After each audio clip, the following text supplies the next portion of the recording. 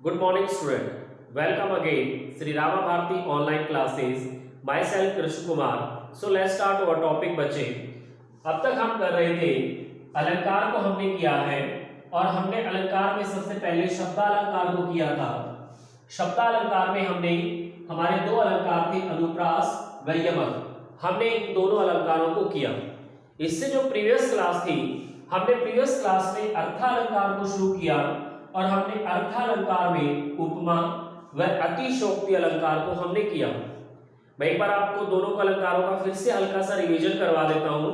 हमने उपमा अलंकार में उपमा किसी एक वस्तु को दूसरी वस्तु के समान उपमित करना मीन्स उस वस्तु को उसके जैसा दिखाना, उसकी तुलना करना, यह हमने उपमा अलंकार में किया था. मैंने आपको बताया था कि उपमा अलंकार में उपमेय की उपमान के साथ तुलना की जाती है. किसी भी एक वस्तु को दूसरी वस्तु के समान या किसी भी कोई भी एक सजीव या निर्जीव वस्तु को दूसरी सजीव या निर्जीव वस्तु के साथ क्या किया जाएगा, उसका कंपेयर किया जाएगा, उसको तुलना की जाएगी. मैंने आपको एग्जाम्पल भी दिया था हरिपद कोमल कमल से. तो यहाँ पर हरिपद मीन्स भगवान के पैर, कोमल नाजुक है, कमल से कमल के फूल के समान वो क्या है, नाजुक है. तो हम यहाँ पर क्या कर रहे हैं, भगवान के पैर को हम कंपेयर कर रहे हैं कमल के फूल के साथ. तापस बाल सी गंगा, तापस जो नदी नाले, बाल छोटे जो छोटे नदी नाले हैं, सी के समान है, गंगा गंगा के वो समान क्या है, पवित्र है. तो इस प्रकार उपमा अलंकार में उपमेय की उपमान के साथ तुलना की जाएगी. उपमेय उपमान ये क्या होता है, ये हमने प्रीवियस क्लास में आपको नोट करवाया था. उसके बाद हमने दूसरा अलंकार किया अतिशयोक्ति. अब अतिशयोक्ति के लिए मैं आपको बता दूं कि अतिशयोक्ति अलंकार दो शब्दों से मिलकर बना है. अतिशय प्लस उक्ति. अतिशय मीन्स आवश्यकता से ज्यादा, उक्ति मीन्स कथन, बात. जब भी किसी बात को आवश्यकता से अधिक बढ़ा चढ़ाकर प्रस्तुत किया जाता है जिससे उसकी सामाजिक मर्यादा का ही उल्लंघन हो जाए, उसको कौन सा अलंकार कहेंगे, अतिशयोक्ति. सामाजिक मर्यादा मीन्स समाज में वो जो बात प्रचलित थी, हमेशा अतिशयोक्ति अलंकार उन्हीं काव्य पंक्तियों के लिए प्रयोग किया जाता है जो समाज में प्रचलित है. लेकिन किया क्या जाता है, उन प्रचलित बातों को आवश्यकता से अधिक क्या किया जाता है, प्रस्तुत किया जाता है. जैसे वह सर गुण गांडीव छीन हुआ, जयद्रथ का सिर धड़ से भिन्न हुआ. अब अगर गांडीव हमें पता है अर्जुन का धनुष था, तो अर्जुन बहुत बड़ा धनुधर था, सर्वश्रेष्ठ धनुधर था. उसके जो धनु विद्या थी उसका कोई मुकाबला नहीं था. उसके धनुष से निकला हुआ जो तीर था वो सटीक निशाने पर जाकर लगता था और उसकी गति भी बहुत तेज थी. लेकिन वो इतना बड़ा धनुधर नहीं था. काव्य पंक्ति ये कह रही है कि जैसे ही उसने अर्जुन ने अपने धनुष को गांडीव को हाथ में लिया, अपने कंधे से ऐसे हाथ में से चिन्ह किया, अलग किया, देखा तो जयद्रथ का सिर जो धड़ से क्या हो चुका था, अलग हो चुका था. अब कोई भी धनुधर इतना बड़ा धनुधर नहीं हो सकता कि तीर चढ़ाने का कोई जिक्र ही नहीं है, तीर को छोड़ने का कोई जिक्र नहीं है और जयद्रथ का सिर धड़ से क्या हो रहा है, अलग हो रहा है. तो ये सामाजिक मर्यादा का क्या है, उल्लंघन है. इसी को कहेंगे अतिशयोक्ति अलंकार. आज हम नया अलंकार करेंगे. सबसे पहले आज हम करेंगे उत्प्रेक्षा अलंकार. तीसरा अलंकार हम करने जा रहे हैं. हमारा आज का अलंकार है उत्प्रेक्षा अलंकार. देखिए बच्चों उत्प्रेक्षा अलंकार के बारे में. उत्प्रेक्षा अलंकार में क्या होता है, संभावना, संभावना प्रकट की जाती है. यहाँ उपमा अलंकार में दो वस्तुओं के बीच में तुलना की जाएगी, लेकिन यहां पर क्या की जाएगी, दो के बीच में संभावना प्रकट की जाएगी. उपमा अलंकार में जब भी तुलना की जाती है उस तुलना का कोई न कोई आधार जरूर होता है, लेकिन यहां पर आधार नहीं होता. यहां पे तो संभावना प्रकट करेंगे. और संभावना मीन्स क्या होगा, अब जैसे सपोज करो मैं आपको एक एग्जांपल देता हूं. सीधी सी बात ये मान के चलिए कि ऑन रोड हम जा रहे हैं, किसी का एक्सीडेंट हो जाता है, एक्सीडेंट में किसी के सिर से चोट लग जाती है, खून निकलने लग जाता है. अब वहां पर जितने आदमी होंगे उस निकलते हुए खून को, उसके फटे हुए सिर को देखकर सबकी संभावनाएं क्या होंगी, अलग अलग होंगी. कोई तो ये कह देगा कि मामूली सी चोट है, कोई ये कहेगा कि थोड़ा सा खून बहा है, कोई ये कहेगा सारा ही खून निकल गया. तो ये सबकी अपनी क्या होती है, संभावना होती है। और संभावना के लिए किन शब्दों का प्रयोग किया जाता है, जैसे आप मैथ में करते हैं ना, मानो, मनु, जानो, जनु, जनू, जो, जैसा, इन शब्दों का प्रयोग क्या है, इसमें किया जाता है। इस अलंकार की सबसे बड़ी विशेषता है कि 99.99% इसके जो उदाहरण होते हैं उनमें इन शब्दों का प्रयोग जरूर किया जाता है। जैसे मैंने उपमा अलंकार में बताया था, सी, सा, से, सम, तुल्य, इनका प्रयोग किया जाता है। उन सभी शब्दों का जो अर्थ होता है वो एक ही अर्थ निकलता है, के समान। इसी प्रकार से ये जो शब्द है, मानो, मनु, जानो, जनू, जनू, जो, जैसा, इन शब्दों का भी एक ही अर्थ है और इन सब का अर्थ क्या है, मान लो। आप ये मान लो, मान लो, आप इस बात को मान लो। अब मानने का मतलब है कि मैंने इस बात को देखा है, ये ऐसी थी, आप भी इसको क्या कर लो, मान लो।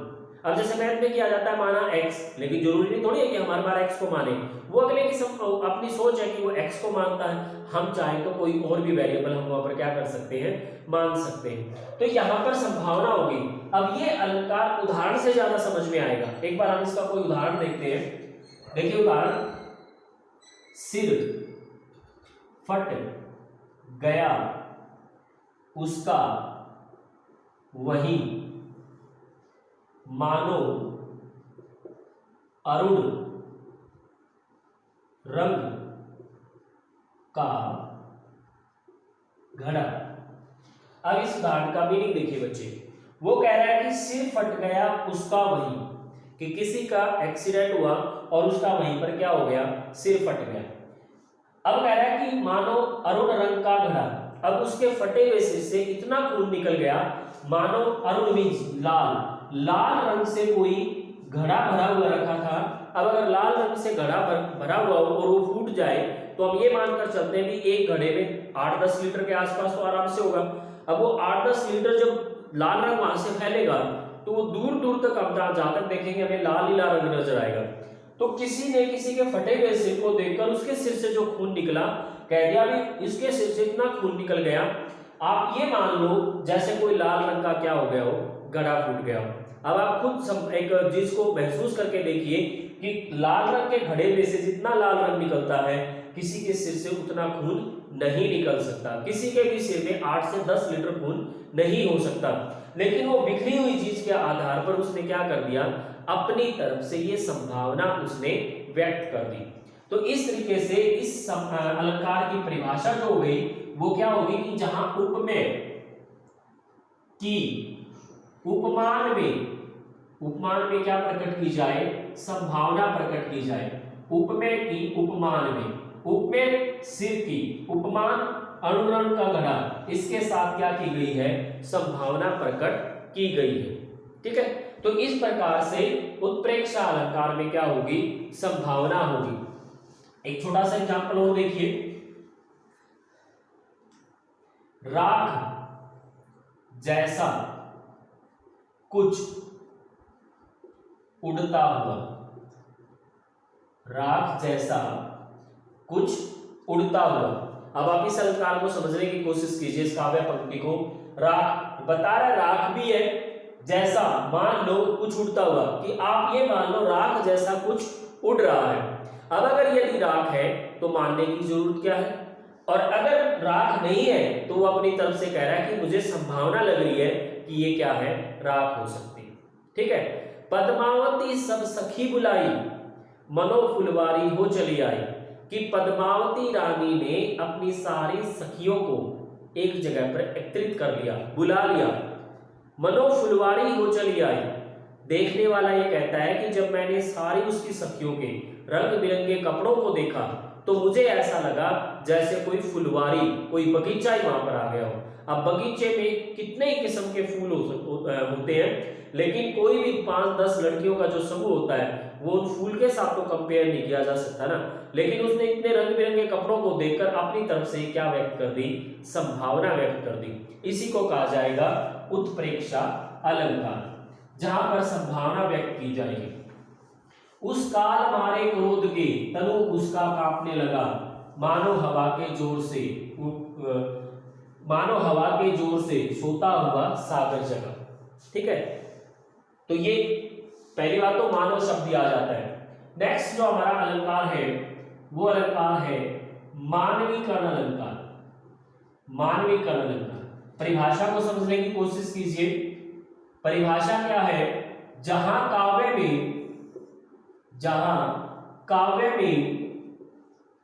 किसी जड़ प्रकृति वस्तु पर मानवीय भावनाओं का आरोप लगाया जाए, मानवीय भावनाओं का आरोप लगाया जाए, उसी को क्या कहेंगे, लगाया जाए, उसी को क्या कहा जाएगा, मानवीकरण अलंकार। कहने का मतलब इसका यह हुआ कि जब भी किसी काव्य पंक्ति में कोई भी प्रकृति की वस्तु है और उस प्रकृति की वस्तु के कामकाज को, उसके क्रियाकलाप को ऐसा दिखाने की कोशिश की जाएगी जैसे मनुष्य करता है, तो वहां पर हमने क्या किया, प्रकृति का मानवीकरण कर दिया। तो प्रकृति का जब भी मानवीकरण होता है, यानी कि प्रकृति को जब भी मनुष्य के रूप में दिखाया जाता है, तो वहां पर कौन सा अलंकार होता है, मानवीकरण अलंकार होता है। जहां काव्य पंक्ति में किसी जड़ प्रकृति वस्तु को मानवीय भावनाओं जैसा दिखाया जाए, यानी कि उसके काम को ऐसा दिखाने की कोशिश की जाए जैसे कोई मनुष्य कर रहा हो, तो वहां पर कौन सा अलंकार होगा, वहां पर होगा मानवीकरण अलंकार। जैसे एक तो एग्जाम्पल मैंने आपको अर्थालंकार के लिए करवाया था, आई, महंत, बसंत। तो देखिए अपने आप में अलग से चीज स्पष्ट हो रही है, बसंत यह हमें पता है क्या एक ऋतु है, बसंत अपने आप में क्या एक ऋतु है। महंत कौन होता है, महंत होता है धर्म का गुरु। तो देखो धर्म का जब भी बड़ा गुरु किसी भी स्थान पर आता है तो उसका बहुत ज्यादा क्या दिया जाता है, आदर सत्कार किया जाता है, उसका बहुत ज्यादा आदर किया जाता है। ठीक उसी प्रकार से जब बसंत ऋतु का समय आता है तो बसंत ऋतु आने से पहले सारी प्रकृति हरी भरी लद हो जाती है, पत्तों से, फूलों से लद जाती है। ऐसा लगता है जैसे ये प्रकृति जो थी वो बसंत ऋतु के आने का क्या कर रही है, स्वागत कर रही है। ठीक उसी प्रकार का स्वागत किसका हो रहा है, महंत का हो रहा है। तो यहाँ पर एक प्रकृति की वस्तु को मानवीय जैसा दिखाने की कोशिश की गई है। इसमें कौन सा अलंकार होगा, इसमें होगा मानवीकरण अलंकार। एक एग्जांपल हम देखते हैं, मेघ आए बड़े बन ठनके। ठीक है, मेघ आए बड़े बन ठनके। अब मेघ हमें बताया क्या होता है, बादल। बादल आ रहे हैं, बड़े बन ठन, ये बनना ठनना किसका काम होता है, अतिथि का काम होता है। जब भी कोई अतिथि किसी घर पर जाता है तो वो बड़ा बन ठन मतलब सत स्वर कर जाता है। और जब ऊपर आसमान में बादल आए हुए तो वो ऐसे उमड़ घुमड़ कर आ रहे थे कि कवि ने अपनी तरफ से क्या कहा कि भाई बादल ऐसे उमड़ घुमड़ कर आ रहे हैं जैसे कोई शहर से जो अतिथि है वो किसी गांव में बड़ा सत स्वर कर आया हो। तो यहाँ पर क्या किया गया, बनना ठनना ये किसी अतिथि का, एक मनुष्य का काम होता है, सजना संवरना, ये प्रकृति का, इससे कोई लेना देना नहीं होता। लेकिन यहाँ पर मेघ को क्या किया गया है, उसको सजने संवरने का रूप दिया गया है। तो यहाँ पर क्या किया गया, मानवीकरण किया गया। किस चीज का मानवीकरण किया गया, बादलों को मनुष्य रूप में ढालने की कोशिश की गई है। तो यहाँ पर कौन सा अलंकार होगा, मानवीकरण अलंकार होगा। आई होप आप इस बात को बहुत अच्छे से समझ गए होंगे। नेक्स्ट क्लास में नेक्स्ट अलंकार के साथ मिलते हैं, तब तक के लिए good bye, God bless you.